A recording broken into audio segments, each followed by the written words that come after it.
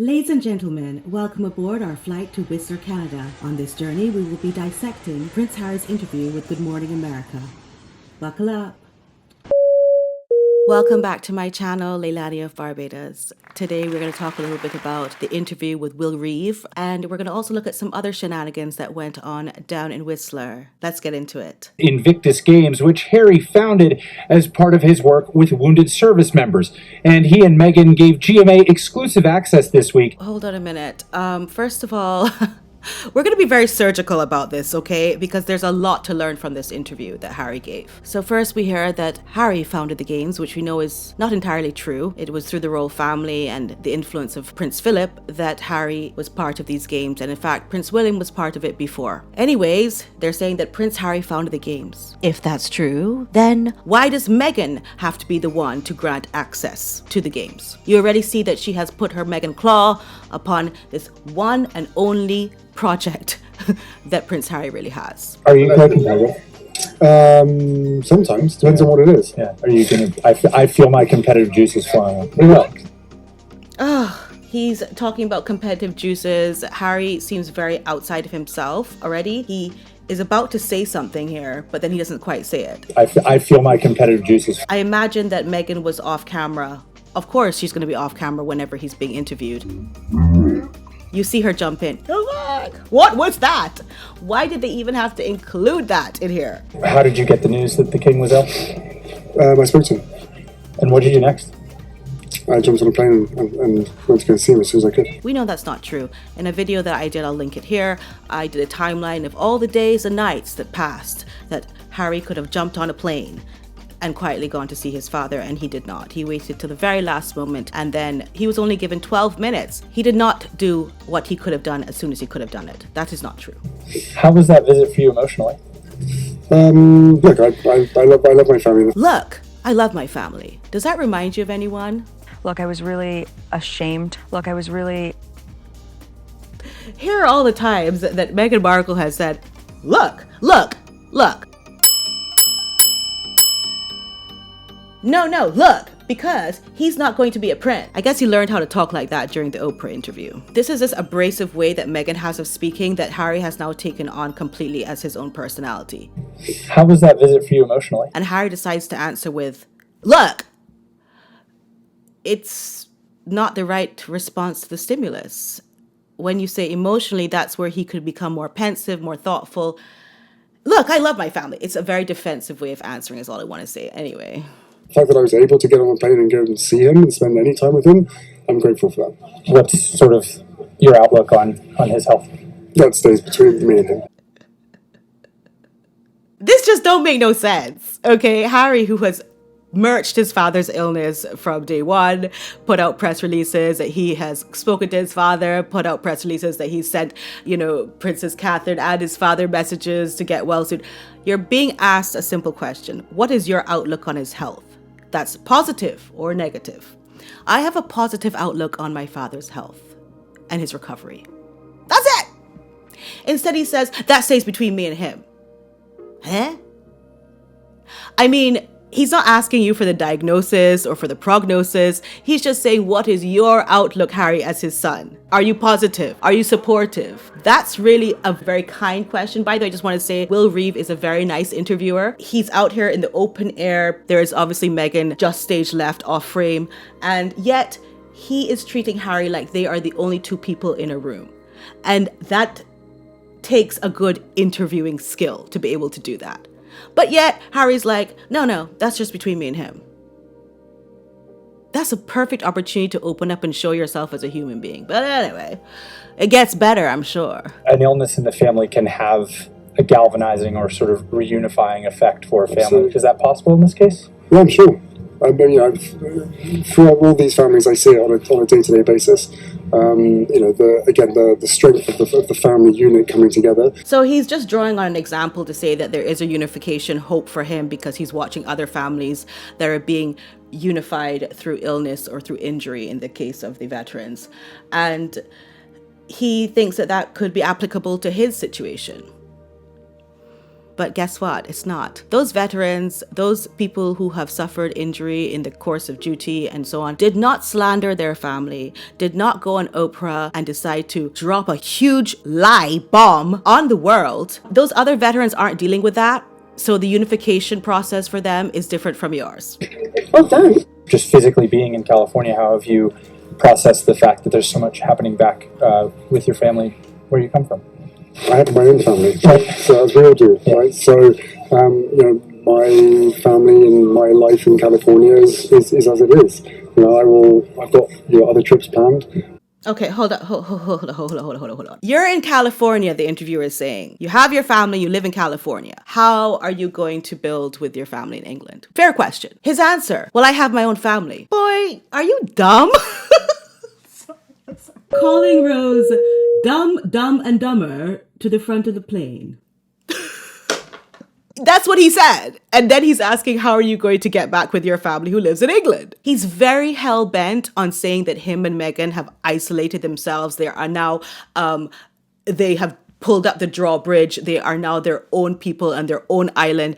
And that's all that's important right now, because he has his own family. So he only cares about his own family, right? That would take me through the UK or back to the UK. So, I'll stop in and see my family as much as I can. Oh, well, that's so charitable of him. He will stop in and stop out of the UK and Europe as he goes on trips. So that's his way of reconciling and reuniting and bonding with his family. Just whenever he passes by, he'll stop in and see them, and then whatever. It is what it is. That's my next question about your family. How's Harry the dad? How's what? How's Harry the dad? I can't tell you, that's classified. Okay, it's super top secret? It's top secret. Okay, so since his family in Montecito is so important to him, Will Reeve decides to dwell on that a little bit and say, well, how's Harry the dad? And he's like, what? I don't know if this is like a nervous way of like getting some time to answer the question because you don't know how to answer it, which is very unnatural. You should be able to answer that question right off the bat as a dad or as a mom. That's the easiest question to answer. What's life like as a dad or mom? It's like, oh, thank God they asked me that. Well, girl, let me tell you. When you have to wake up in the morning and get them their bottle and get, I can tell you everything about being a mom, girl. And then when you have to pat their back to make them burp, that's the easiest thing in the world to answer. And then he says, that's classified. I don't know if he's trying to be a comedian, but he doesn't have it in him. It has been stripped in a way that his title should have been by now. He has no humor. No, the kids, making lunches. The kids are doing great. The kids are growing up like all kids do, very, very fast. The kids are doing great. That's not what they asked you. They asked you, how is you as a dad? How you is though? You is good or you ain't good? Not the kids. How are you? They both got an incredible sense of humor and, make us laugh and keep us grounded every single day like most. Well, thank God they have a good sense of humor because you surely don't. How are you enjoying your time living in the US? It's amazing. I love every single day. Okay. Do you feel American? Do I feel American? No, I don't know how I feel. You don't know how you feel. Okay, just say no and move on. I think that's the most honorable thing to do.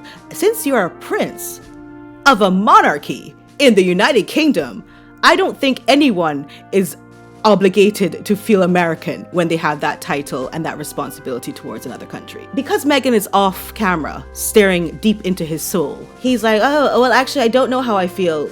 Meghan, tell me how I feel. I take back everything I said about him being able to run a podcast instead of Meghan. I mean, if there was a choice between the two of them, I thought he should be the principal and not her. I take it back. He's regressed from any kind of personality that he ever had. Would you think about becoming a citizen? I have considered it, yeah. Yeah? Yeah, What you've considered it. What would stop you from doing it?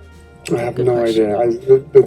I'm here standing next to this with these guys. The American citizenship is is a thought that has crossed my mind, but certainly not something that's a high priority for me right now.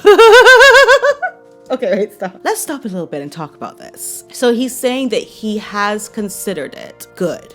So Will Reeve says, so what's stopping you? And he says, he doesn't know. Let's be honest, Harry.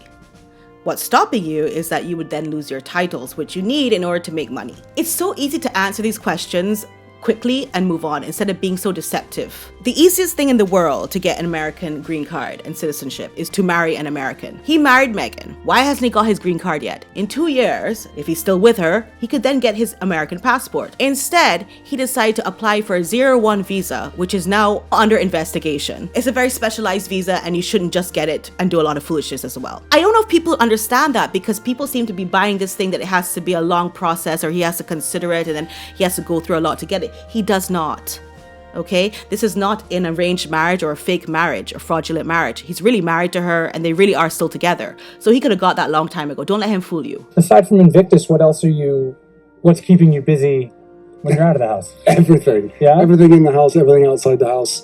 So look, the mission continues and every element of the work continues. Yeah. So this unfortunate lie that they keep trying to spin is that they are on some kind of work mission, work streams, and journey to enlighten the rest of the world and help the rest of the world who desperately needs them. Drop it. We don't need you. In fact, you are a repellent to people. And before you know it, February next year, this time in a year's time, we're going to be right here. You might not. Again. Hopefully you'll be here. How about you might not be back in Whistler? And we're going to have the whole of Whistler and hopefully the whole of Canada screaming these guys on for an epic games. But we might, on our flight, come back to Whistler next year. But you might not, because they're trying to get rid of both you and Meghan from this Invictus Games. Miss Meghan, what time did you get here today? Yeah, it was like 9 o'clock. 9 o'clock. And it's now The 3:30. lifts are closed, man. We gotta... Are you excited to have Team Nigeria up here? Yeah, very happy. They made sure to highlight the Nigerian athlete, because remember that Meghan is now 43% I can't even say it. Nigerian.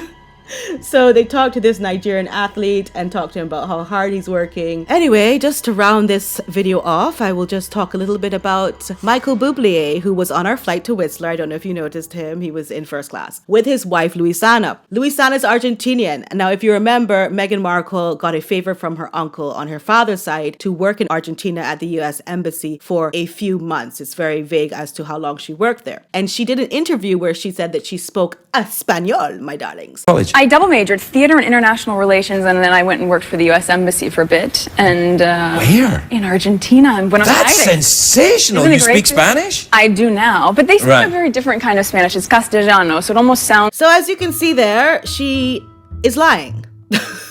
Either you say yes or sí hablo español. But the way that she's quantifying it, like, well, I do now, tells me that, like, you're lying. There's no mention of studying Spanish in her history. So if she just went to Argentina for a few months, girl, I'm not buying that Meghan and her pea brain, even with total immersion, can now speak Spanish fluently. It's crazy because Harry is so dumb that he, just like he went up to Bob Iger and was like, my wife does voiceovers.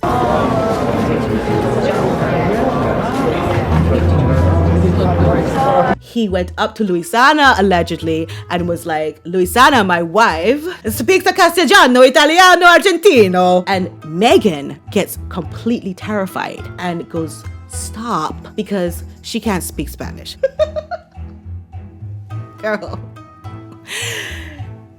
You're trying to tell me that you could not have had a basic conversation with Luisana if you were fluent in Spanish at some point in life. Meghan Markle has no chance in life, end of. But anyway, we wish her the best, as we always do.